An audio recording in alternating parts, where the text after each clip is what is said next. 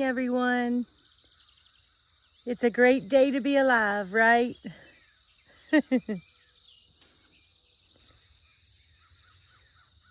I'm just playing around in the garden this morning. I love it when the sun first starts to rise. It's so beautiful. On the homestead.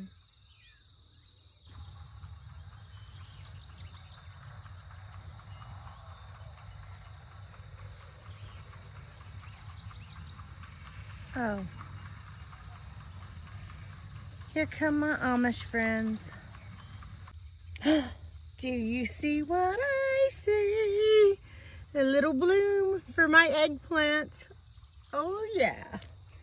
I love new growth. When you first start seeing new growth in the garden, I get so excited. My husband, he absolutely loves eggplant casserole. And so I always plant a couple of plants just for him every year, just so he can get that casserole. And I see my cucumbers is starting to make it up the arch. I want to say trellis, but it's more like an arch trellis. My husband made me to go in between each of the garden beds. It's really nice. It's got cucumbers on this side and the other box over there, so they kind of meet together. And then right beside it, I actually have the it's the extra long, yard long pole beans, and they're just now starting to make it up the trellis too. So y'all can see my cardboard over there. We're starting wood chips over there, and it is so nice. It always looks ugly the first year. The rain will beat that down, and we're just now making that bed, so we have a lot more wood chips to put over there. But come the second year, it is so nice. And around our tomatoes, guys, we did not even have to well, you don't have to pull weeds. You don't have to do anything. You break down like this, and you might get a few little grassy spots and stuff like that, but everything pulls out so nicely. We didn't have to do anything for our tomatoes. Just put those in there. We're already getting baby tomatoes, and that's great for us here in Kentucky, Zone 6. Some start early, but it's been iffy around here this year, and we actually always start after. My great-grandfather used to always swear by, you never ever plant your tomatoes until after Derby Day. So that's what we do. And we've never had to replace ours. And a lot of our neighbors and farmers and things like that went ahead and got in a hurry and planted their tomatoes. We had that last frost all the way up to like May this year. And so they had to replace everything. So we didn't have to. But this is my focus this morning, is on our banana peppers. I am going to take you inside, and we are going to be canning up some banana pepper jelly. I know that name sounds kind of funny because most of the time you hear of like hot pepper jelly, things like that, but don't let that name fool you. Banana pepper jelly is delicious. You can have that on biscuits, on toast, on bagels, but you can also slather that on chicken and things like ham when you are cooking, and it makes a delicious glaze for the top of those. So I am going to show you. I don't have too many going on, but I do see several we can get started with. And it'll probably make just a few little small jars. So the white powder that you see on my pepper plants, that's diatomaceous earth. That's the only thing I ever use on any of our plants, to be honest. And it keeps. You don't see any bug bites. Nothing like that on my plants. This is cayenne pepper. We're still waiting on that. And so, yeah, that's what we use. And then we use cayenne pepper also. I will sprinkle that around the soil, around my plants, and it will keep pests away also. So diatomaceous earth and cayenne pepper. I will use cinnamon if there's ever an ant problem. But other than those three, to be honest, that's really all I ever use. That, and of course, the natural marigolds and things like that you can plant around your plants, and I've got that around the whole perimeter of our garden. But yeah, let's get these picked and let's get a move on. Okay, first things first is we need to check in here and see what kind of jars we got for canning. I have a whole shebang of jars downstairs, but I always bring up the extras up here for the cabinet just because, well, work smarter, not harder, right? So it should make, that's a very small amount. So I'm going to take probably like 2 or 3 of these. Should be all that I need. And we'll go from there. Okay, everyone, so getting started here with our banana pepper jelly. The very first thing that I want to do is add some water to the bottom of my canner. Now, this jelly will be all done in a water bath canner. That's all you'll need for this one. But I like to go ahead and add a little bit of water to the bottom and go ahead and put my jars, my lids, my rings, everything in here and let it be sanitizing and things, those jars for me. So, and then I just turn the heat probably on about medium low for now, and then we will turn that up later once we start to can.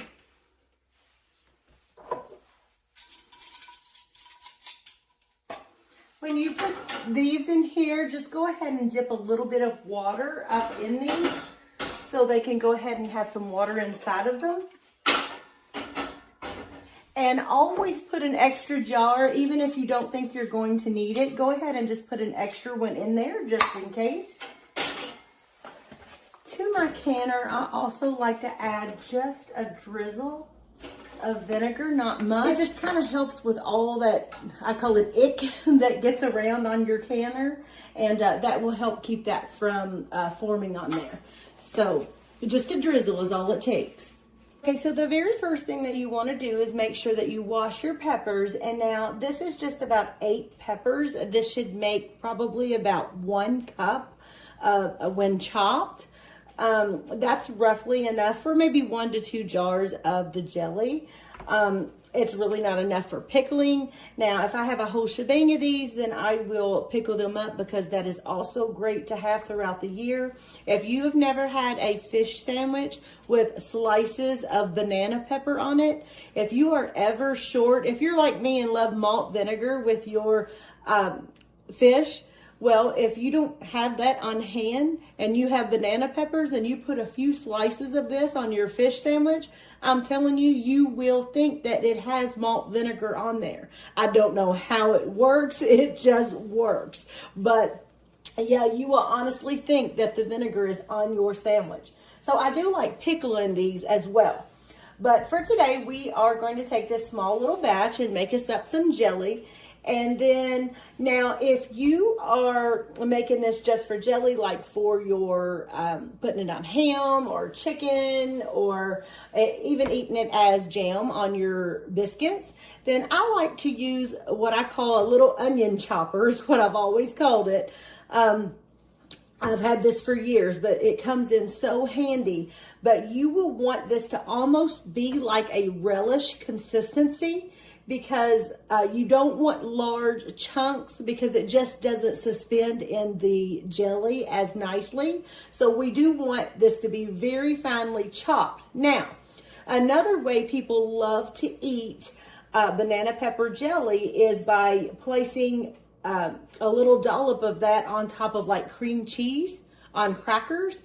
Now, if you're planning on putting this on cream cheese, you may want to chop it by hand with a knife, roughly, so you can have a little bit slightly larger pieces in there, and which is great for on top of cream cheese dishes and things like that. But if you're just using it for the jelly like I am today, I'm using the onion chopper. Also, another thing is, I will go ahead and chop off the tops of these, but if you want a milder pepper, go ahead and remove the seeds. If not, throw them in there. So I'll just put that in there the best way I can get them. Get a rough chop. we're going to just stop with that. And then for this recipe, you want roughly around 1 cup of finely chopped banana peppers. So I will just chop a first batch, put in here, and then chop them again.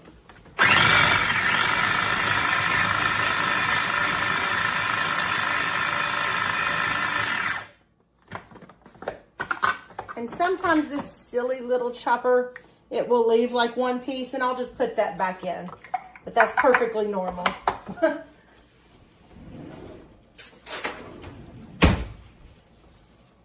So, and then I'll just put that out into that.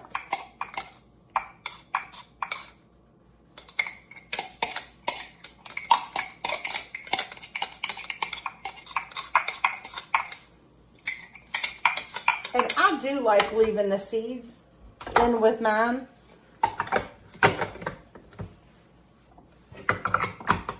So go ahead and put that back in.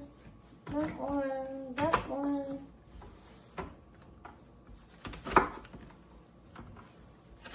And the chickens can eat the tops of these.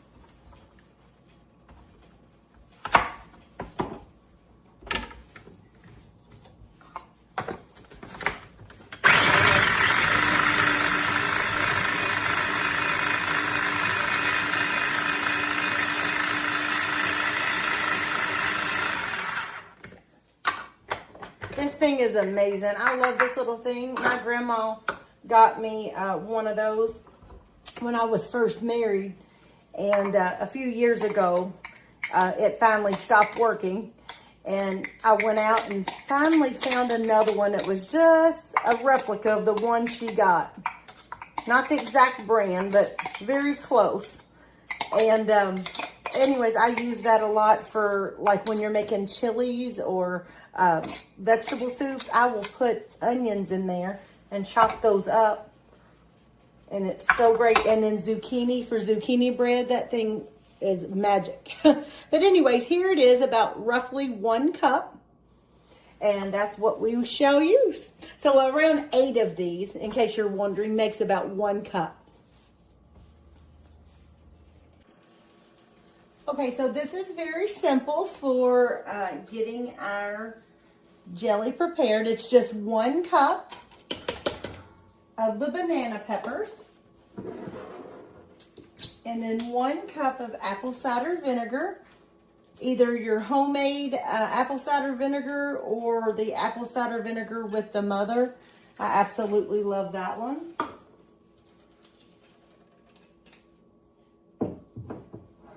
And then you want to go ahead and also add, I like to do the 1 pouch of powdered pectin. Now, if you are using liquid pectin, the directions are just a tad bit different. You don't add the liquid pectin at the very get-go, at the beginning like this. So if you are using the liquid pectin and you would like instructions for that, just let me know. Put it down in the comments and I'll post those for you. Okay, so we're just going to turn this on, and then we are going to bring this to a rolling boil. And then once this boils, we are going to add 3.5 cups of sugar.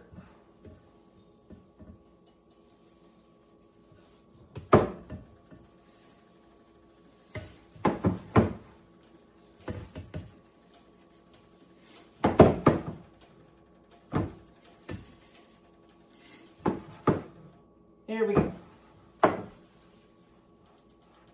Yeah, there we go. Okay, so 3.5 cups of sugar. And then first we get this boiling, add your sugar, return this to a rolling boil for about 1 minute, and then it's ready to ladle into jars. It's that simple. So anyways, I'm not going to bore you to death with waiting on that. So as soon as it starts to boiling, I'll be back.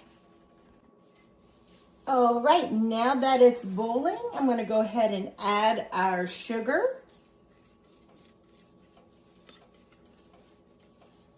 I'm going to combine that in there. It will look like this until that all gets melted in there. We want this to return to a rolling boil and let this boil for 1 minute before we ladle into our jars. Now, as you can see, this has come to a hard boil. So you do want to stir constantly for 1 full minute before we remove it from the heat. You don't want any of that sugar and pepper stuff. It can get sticky, so you don't want that sticking to the bottom of your pot. So be sure that you do stir for the whole time. All right, so now we're just gonna ladle these into my jars.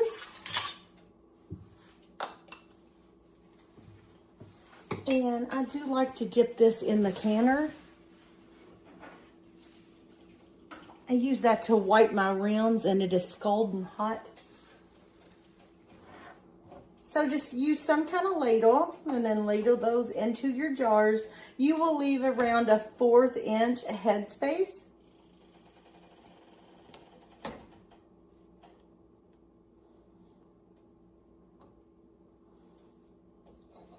That one.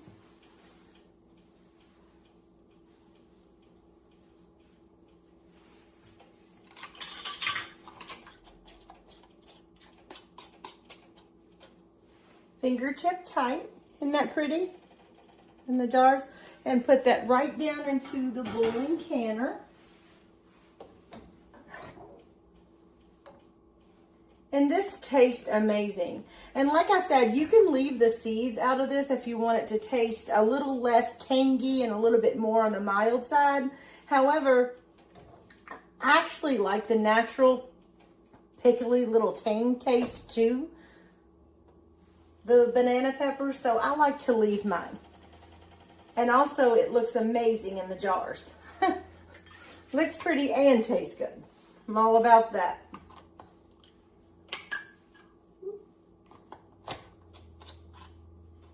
There's 2.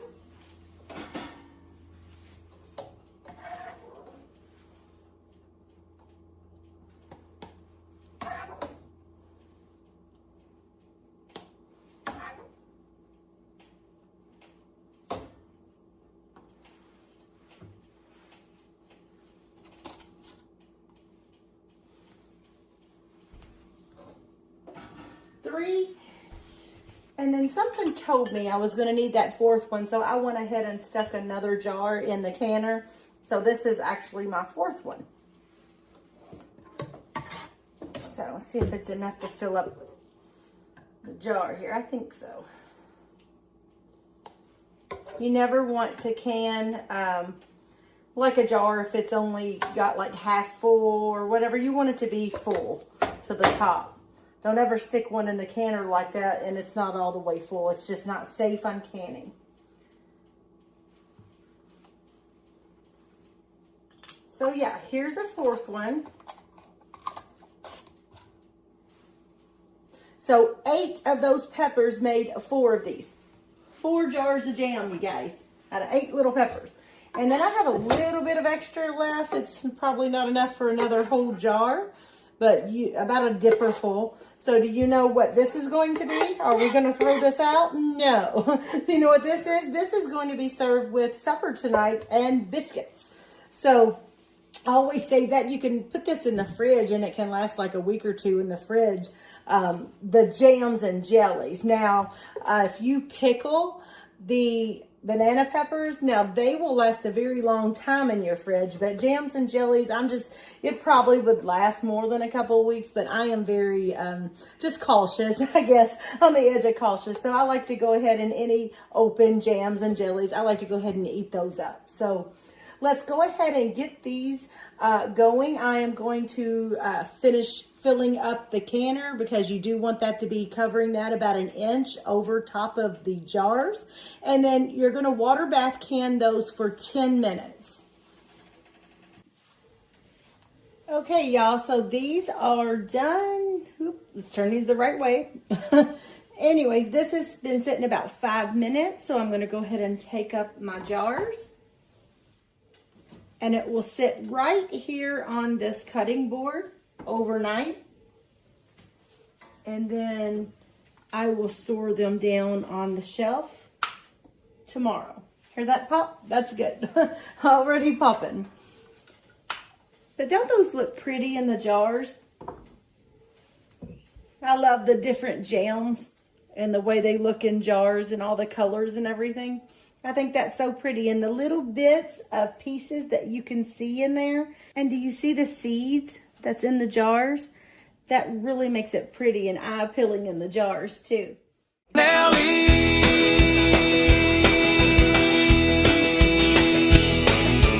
Sugar pie.